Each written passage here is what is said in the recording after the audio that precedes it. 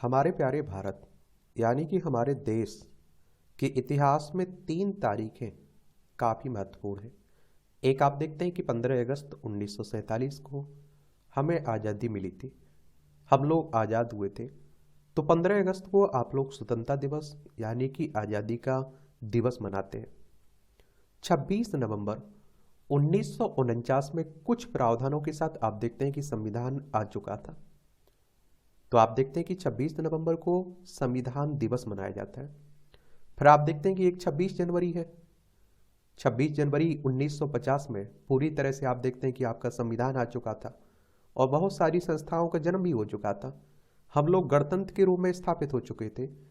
तो 26 जनवरी को हर साल गणतंत्र दिवस मनाया जाता है। अब इससे जुड़े हुए आपके तमाम सवाल हैं कि आखिर गणतंत्र का असली मायना क्या होता है, और हम लोकतांत्रिक देश हैं या फिर हम लोग गणतांत्रिक देश हैं।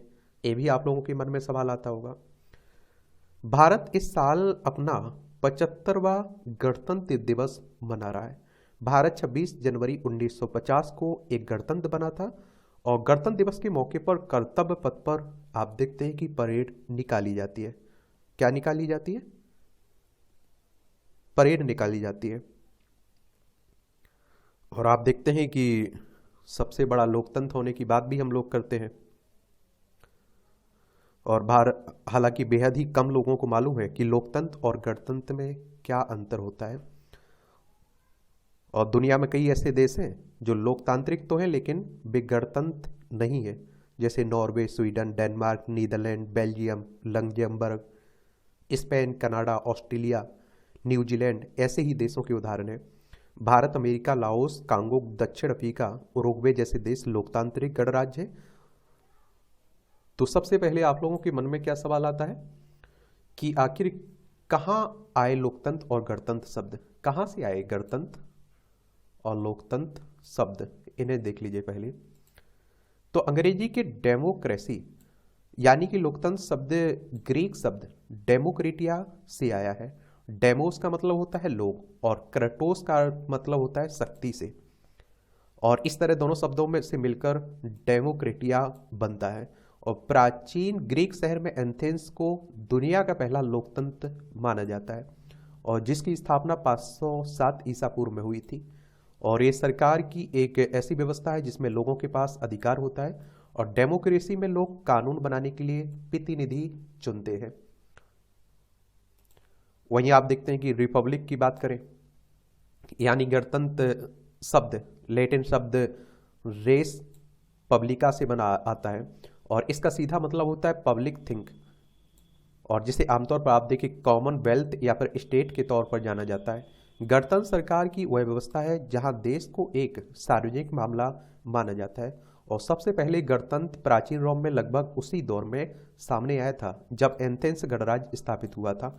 हालांकि हमारा देश एक संप्रभु लोकतांत्रिक गणराज्य है।